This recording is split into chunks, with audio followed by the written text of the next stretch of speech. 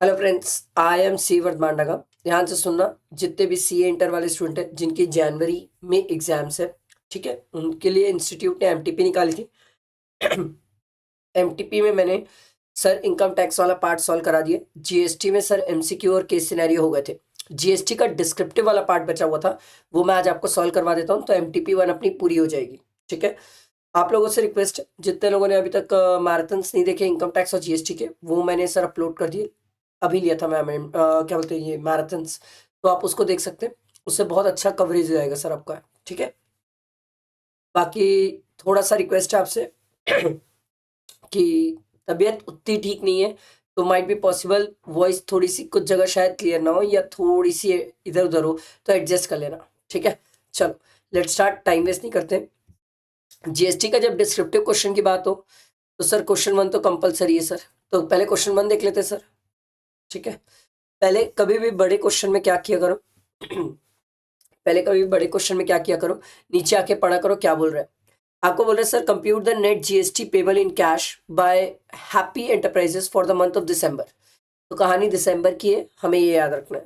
ठीक है, ऊपर कुछ पॉइंट्स भी दिए हुए हैं, इसको आप देख सकते हो। Inward and outward supply given are exclusive of taxes, all the condition necessary for availing the ITC has been fulfilled, the aggregate turnover of the happy enterprises in the preceding financial exceed the threshold limit for registration for registration, working note should be forming part of your answer. ये rate of taxes भी दिए, मतलब goods और service दोनों के दिए, मतलब इस क्वेश्चन में दोनों चीजें आने वाली है सर। ठीक है, चलो लेट्स स्टार्ट, क्वेश्चन बनाते हैं। ठीक, थोड़ा सा एडजस्ट करना, आवाज मतलब थोड़ी सी सर्दी खांसी के कारण है। ठीक है, देखो, miss Shreya, proprietor of happy enterprises, a registered supplier of taxable goods. Sir, she is a registered supplier of taxable goods and services in the state of West Bengal, paying GST under regular scheme। पहली बात तो ये regular scheme में चल रही है। It is not eligible for any threshold exemption. It provides the following information for the month of December 2024। ठीक है भाई, तो आउटवर्ड सप्लाई और इनवर्ड सप्लाई की डिटेल्स दी हुई है। एक काम करते हैं, पेज ऐड करते हैं और क्वेश्चन बनाना स्टार्ट करते हैं। आप लोग एग्जाम में पूरा लिख के आएंगे सर, अरे सॉरी, आप लोग एग्जाम में पूरा लिख के आएंगे, computation of net GST payable of Shreya, पूरा लिख के आएंगे for the month of December 2024। कोई स्टूडेंट इसमें लापरवाही नहीं करेगा। बहुत सारे लोग क्या करते हैं, प्रेजेंटेशन अच्छा नहीं रखते, उससे मार्क्स कटते हैं सर। मैंने देखा है लोगों के आंसर शीट्स देखे हैं, बहुत मार्क्स कटते हैं सर अगर प्रेजेंटेशन अच्छा ना हो तो प्रेजेंटेशन सभी स्टूडेंट अच्छे से करके आएंगे। ठीक है, चलो इसके बाद अपन सॉल्व करना चालू करें। ठीक है, ये आ जाएगा इधर, जीएसटी एक जाएगा, एसजीएसटी एक जाएगा, आईजीएसटी, अरे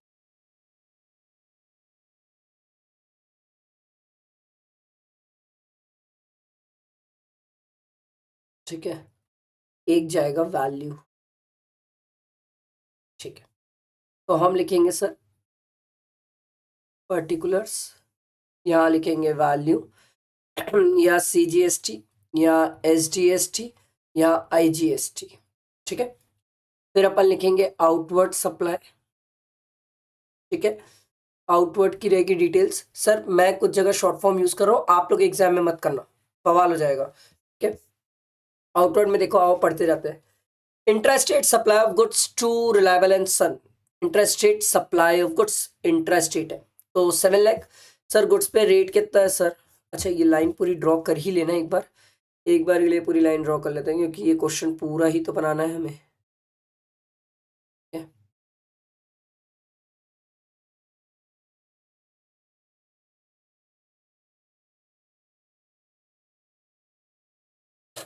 ठीक है, गुड्स पे टैक्स है 2.5, 2.5 एंड 5, और सर्विसेज में 9,918 ना। ठीक है, काम की चीज़ है सर। तो आउटपुट सप्लाई ऑफ गुड्स है, तो 7 लाख पे 2.5%, ये आ जाएगा सर। पहला लिख लेते हैं, इंट्रास्टेट आप लोग एग्जाम में ये याद रखना, जो सेंटेंस है वैसे का वैसा पूरा लिख के आओगे। इट मींस आप लोग ये पूरा सेंटेंस लिख के आओगे, intrastate supply of goods to reliable and son. कोई भी स्टूडेंट इसमें शॉर्ट किया ना, इंस्टीट्यूट मार्क्स काटती है सर। मैं आपको बता रहा हूँ, मैं यहाँ पर शॉर्ट में लिख रहा हूँ, आप नहीं लिख सकते हैं सर, अलाउड ही नहीं है शॉर्ट में लिखना, एकदम स्ट्रेट फॉरवर्ड है सर। अरे यार कितना निकाला था, हाँ 17,500, 17,500 IGST में तो कुछ नहीं आएगा। अगला, interstate transfer of goods to its branch office in the state of West Bengal, both places are under the same GSTN network. अब मेरी बात ध्यान से सुनना, ये पॉइंट से रिलेटेड आप लोग प्रेजेंटेशन सिखा रहा हूँ सर, बाद में मत बोलना कि प्रेजेंटेशन नहीं सिखाए थे सर, ठीक है। ध्यान दो, आप लोग क्या करोगे, ये तो चलो फर्स्ट पॉइंट हो गया, यहाँ सेकंड पॉइंट लिखोगे, सेकंड पॉइंट को जो ऊपर दिया हुआ है वो लिखोगे, उसके बाद क्या करोगे, ब्रैकेट में उसी का एक्सप्लेनेशन दे दोगे कि सर ये टैक्सेबल होगा कि नहीं होगा। जैसे यहाँ पर क्या हुआ है, branch office with same GSTN number, तो ऑब्वियस सी बात है सर ये GST में टैक्सेबल नहीं होगा। तो यहाँ पर वैल्यू में तो लिखोगे, वैल्यू कितनी है, वैल्यू 1 लाख, वैल्यू तो लिखोगे आप, ठीक, बट यहाँ डैश आ जाएगा। तो यहाँ पर लिखना रीजन क्या है। कई स्टूडेंट बोलते हैं सर क्या हम वर्किंग नोट में भी प्रेजेंट कर सकते हैं। यस, आप यहाँ लिख लो वर्किंग नोट नंबर 1 और उसमें जाके लिख लो, चलेगा। चाहो तो यहाँ भी लिख सकते हो, चाहो तो वर्किंग नोट में भी जाके लिख सकते हो। प्रेजेंटेशन इंपॉर्टेंट है, बहुत मार्क्स कटे इस बार GST में प्रेजेंटेशन में स्टूडेंट्स के, मैंने चेक किया लोगों के आंसर शीट। ध्यान दो, अगला, permanent transfer of old machine to an orphanage home without consideration, ठीक है। Input tax credit was not availed on the same, input tax credit नहीं लिया तो शेड्यूल 1 के फर्स्ट ट्रांजेक्शन में कवर नहीं हुआ तो इस पे भी GST वाली बात नहीं है सर, ठीक है, ध्यान रखना। अगला, advance receive for future supply of management consultancy services to mister Shubham, ठीक है, 40,000। सर्विसेज के केस में एडवांस में टैक्स होता है सर, गुड्स के केस में एडवांस में नहीं होता, तो ये तो टैक्सेबल है। इसको लिख लेते हैं अपन थर्ड पॉइंट, सॉरी ये तो फोर्थ, अरे यार ये फोर्थ पॉइंट है, ठीक, और फोर्थ पॉइंट है सर्विसेज का, और सर्विसेज कितने की है, 40,000 की है, ठीक है। तो 40,000 इंटू 9%, इंटर है कि इंट्रा है, इंट्रा है, ठीक है। तो ये आ गया 3600, ये भी 3600, ये डैश, आउटवर्ड में तो इतना ही डिटेल दिया हुआ है, तो अपन एक काम करते हैं इसको ऐड कर लेते हैं। ऐड करेंगे तो कितना आ जाएगा ये आ रहा है सर 21,100, 21,100, ठीक है। ये ए लिख लेते हैं क्योंकि आउटवर्ड की डिटेल्स आ गई। अब लिखेंगे नीचे इनवर्ड की डिटेल्स, ठीक है। इनवर्ड की डिटेल्स, इनवर्ड में भी पढ़ना पड़ेगा, एक एक पढ़ पढ़ के देखना पड़ेगा। Purchase of taxable goods from an registered person, taxable goods purchase किया है, क्रेडिट ले लेंगे सर। गुड्स की कहानी है सर, पहला ट्रांजेक्शन तो गुड्स है सर, ठीक है। अभी भी बोल रहा हूँ एग्जाम में शॉर्ट फॉर्म नहीं करना। कितने का था, 8 लाख, ठीक, 8 लाख का 2.5%। अच्छा ये 20,000 इंटर है कि इंट्रा है, इंट्रा है भैया, तो ये 20,000 आ जाएगा, ये भी 20,000 या डैश। उसके बाद अगला ट्रांजेक्शन देखो, availed work contract services for the repair of office and building, amount of repair was debited in the profit and loss. Sir debited in the profit and loss है, इसलिए क्रेडिट मिल जाएगी, अगर capitalise होता तो credit नहीं मिलता, ठीक है। तो 30,000 मिल जाएगा। ये वर्क कॉन्ट्रैक्ट, सेकेंड लिख लेते हैं, वर्क कॉन्ट्रैक्ट 30,000, और ये तो सर्विस है ना, तो सर्विसेज के केस में 99% ना, 9 मतलब 9 3 सा 27 डैश। अगला ट्रांजेक्शन पढ़ते हैं, availed legal services from an advocate to represent the matter in the court relating to the collection of a dispute from disputed proceed from customer. Legal services जब भी मैं पढ़ता हूँ सर मेरे दिमाग में तो रिवर्स चार्ज आता है, ठीक है।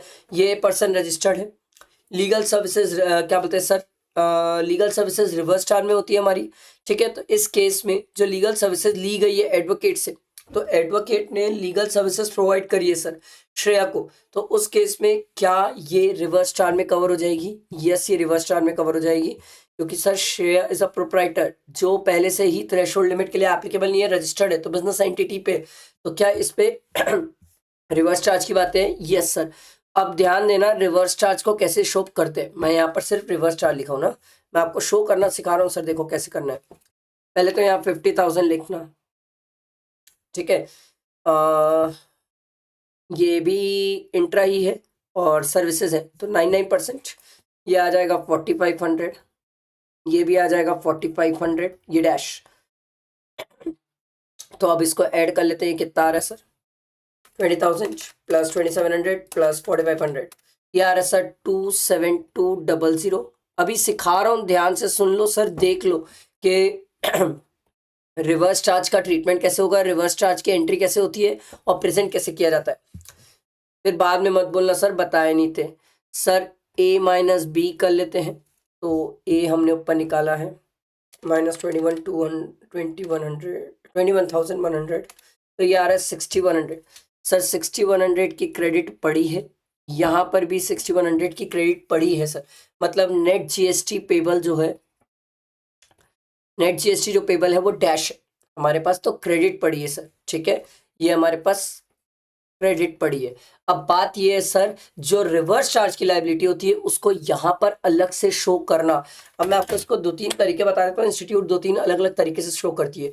एक ये नेट जीएसटी पेबल के बाद शो कर लेती है। एक इंस्टीट्यूट क्या करती है पता है, ये आउटवर्ड सप्लाईज है ना, ये देखो इधर ध्यान दो। एक इंस्टीट्यूट ये करती है, आउटवर्ड सप्लाई का डिटेल्स निकाले, यहाँ पर अलग से शो कर देती है। इंस्टीट्यूट दोनों तरीके से प्रेजेंट करती है। मेरे हिसाब से क्या होता है, रिवर्स चार्ज वाली जो चीजें होती है ना, उसको यहाँ पर दिखा दो नेट जीएसटी पेबल, क्योंकि रिवर्स चार्ज की लायबिलिटी अपन कैश में पे करते हैं, तो एग्जाम टाइम में कोई कंफ्यूजन नहीं होगा, कोई मतलब दिक्कत नहीं आएगी, गड़बड़ नहीं होगी सर। तो यहाँ पर हमारी रिवर्स चार्ज वाली लायबिलिटी थी, और कितनी लायबिलिटी थी? 4500। ये हमें कैश में पे करना है, ठीक है। तो आया समझ? फाइनली तो हमारा क्या हुआ, ये हमारा सर नेट जीएसटी पेबल में 4500 कैश आ जाएगा, क्योंकि ये तो हमें सर पे करना ही पड़ेगा। क्लियर हुआ सबको? बैठा दिमाग में? एकदम क्रिस्टल क्लियर, इजी था क्वेश्चन, बहुत सिंपल क्वेश्चन था। बट मेरे हिसाब से इसमें रिवर्स चार्ज का जो ट्रीटमेंट है वो बहुत इंपॉर्टेंट है। स्टूडेंट रिवर्स चार्ज का ट्रीटमेंट सही करके आए और प्रेजेंट अच्छे से करके आए। प्रेजेंटेशन का ध्यान रखना, बहुत मार्क्स कट रहे स्टूडेंट्स के प्रेजेंटेशन पे, ठीक है। अगला क्वेश्चन देखो भाई। Compute the ITC that can be claimed by Renuka Sales in the GSTR 3B for the month of January to be filed by 20th Feb, assuming that GST of 10 lakh is otherwise eligible for ITC. Renuka Sales, a registered supplier, receives 100 invoice for inward supply of goods and services involving GST of rupees 10 lakh for from various suppliers during the month of January 2024. Out of the 100 invoices, detail of 80 invoices involving GST of rupees 6 lakh has been furnished by the supplier in the respective GSTR 1. अरे यार, ये तो book का question है sir, institute के mat का question है कि जितने का हमारे पास GSTR 1 फाइल हुआ है, जो 2B में रिफ्लेक्ट करेगा उतने की क्रेडिट ले सकते हैं। ये तो बहुत सिंपल है सर, बुक का क्वेश्चन है। 6 लाख की क्रेडिट मिल जाएगी, बाकी नहीं मिलेगी। अगला देखो, 2 का ये देखो, नीचे आओ पहले। क्वेश्चन नहीं, नीचे में तो कुछ दिया ही है। देखो भाई, compute comment on the taxability है और otherwise of the following transaction under GST law, also state the correct legal provision for the same. देखो sir, services provided by the private transport operator to a vintage girls higher secondary school by way of transportation to of student to और from the school. हमने पढ़ के आया था sir कि कोई to educational institution provide करे services in relation to transport of student, faculty और स्टाफ, तो वो एग्जेम्प्ट होता है। स्कूल प्रोवाइड करती है तो भी एग्जेम्प्ट होता है, कोई बाहर वाला प्रोवाइड करता है तो भी एग्जेम्प्ट होता है, ठीक है। अगला, services provided by way of vehicle parking to general public in a shopping complex. Sir ये टैक्सेबल है, ऐसा कुछ एग्जेम्पशन हम पढ़े ही नहीं है। Food supplied by the canteen run by hospital to the in patient, इसको याद रखना सर एग्जाम में। इन पेशेंट है तो एग्जेम्प्ट है, आउट पेशेंट होगा तो टैक्सेबल होगा, ये थोड़ा ध्यान रखना। An RW in the housing society registered under GST collect the maintenance charges of 6500। हम पढ़ के आए RWA का टर्नओवर 20 लाख से ज्यादा है और सर्विस के जो चार्जेस है वो 7500 से ज्यादा है तो ही टैक्सेबल होता है, अदरवाइज टैक्सेबल नहीं होता। तो अभी तो फिलहाल ये क्या हो जाएगा, एग्जेम्प्ट। समझ आया? आगे बढ़ते हैं। नेक्स्ट क्वेश्चन देखो, state the person liable to pay GST in the following independent cases. कौन person liable to pay GST है? देखो, legal fees is received by Abhishek an advocate from Navya Trading Company engaged in the making taxable supplies and located in Maharashtra, having a turnover of 50 lakh in the preceding financial year. Sir ये तो reverse charge है, ऊपर बड़े वाले question में बोला, फिर यहाँ लाके बोल दिया, तो बात तो वही हो गई सर, रिवर्स चार्ज की बात है sir.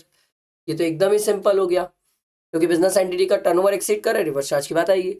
Padma Srivastava an independent director, sir ये वाला पॉइंट ना है तो ऐसा चीज ही, क्योंकि ये सिटिंग फीस से रिलेटेड है सर, रिवर्स चार्ज की बात मैं आपको ये नहीं सिखा रहा हूँ। अपन ना एक अमेंडमेंट है, और अमेंडमेंट ऐसा नहीं है अभी के लिए, अमेंडमेंट मई के लिए थी, ठीक है, बट सितंबर में पूछा नहीं है, जनवरी में पूछने के चांसेस है सर। पर्सनल गारंटी जो है डायरेक्टर्स की, प्लीज इसको ध्यान से पढ़ना, ये वाला क्लैरिफिकेशन मेरी रिक्वेस्ट है आप लोगों से, कि पर्सनल गारंटी वाली जो डायरेक्टर्स की क्लैरिफिकेशन है सर, उसको प्लीज हर एक स्टूडेंट अच्छे से पढ़ेगा, अच्छे से पढ़ेगा, प्लीज एकदम रिक्वेस्ट है। ये सर्कुलर बहुत इंपॉर्टेंट है, मे वालों की है। देखो यहाँ तो नहीं पूछा है, नो डाउट पूछा ही नहीं है, बट मेरे को ऐसा लग रहा है सर कि ये सिटिंग फीस के वाले पर्सनल गारंटी भी तो डाल सकते हैं ना सर, कौन सी बड़ी बात है नहीं डालना, क्योंकि पर्सनल गारंटी के केस में टैक्सेबिलिटी नहीं है। प्लीज आप सर्कुलर जाके देखेंगे, प्लीज रिक्वेस्ट है, ठीक है। ये तो बहुत सिंपल है सर, ये रिवर्स चार्ज की बात है, कंपनी पे करती है रिवर्स चार्ज में। अगला देखो सर, क्वेश्चन क्या बोलते हैं, देखो, determine whether the right oil is liable for registration. Sir हमारी बुक में ये क्वेश्चन ना राइट ऑयल के नाम से नहीं है, मेरे ख्याल से हमारी बुक में क्वेश्चन ये प्योर ऑयल्स के नाम से, इंस्टीट्यूट ने नाम चेंज किया, क्वेश्चन वही है, क्वेश्चन वही है सर, पूरा वही है। देख लेते हैं क्वेश्चन, देख ही लेते हैं sir, but question similar. Right oil, an unregistered entity located in UP, is engaged in the supply of machine oil and high-speed diesel oil. During the month of April, it supplied a machine oil in UP amounted to rupees 15 lakh. Also, it supplied high-speed diesel oil in UP amounted to rupees 10 lakh. Further, it supplied machine oil in Punjab from its branch located in Punjab amounted to rupees 10 lakh. तो 15, 10 और 10 कितना हो गया 35 lakh. Sir ये सिर्फ exactly goods का काम कर रहा है, तो इसके लिए टर्नओवर की लिमिट कितनी है 40 लाख की है, सर्विसेज तो कोई दे नहीं रहा है।